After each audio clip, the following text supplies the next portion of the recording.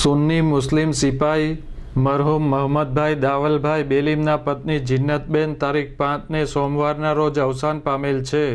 તે મરહૂમ જાહિદભાઈ નાસિરભાઈ ઓઇલવાળાની માતા ફકીર મોહમ્મદભાઈ ઉસ્માનભાઈ બેલીમ, રફીકભાઈ રશીદભાઈ રસુલભાઈ બેલીમના કાકી, યુસુફ ખાન અહેમદ ખાન પઠાણ ધ્રાંગધ્રા, નાસિર ખાન હુસેનભાઈ પઠાણના સાસુ, નઈમભાઈ સમીરભાઈના દાદી થાય.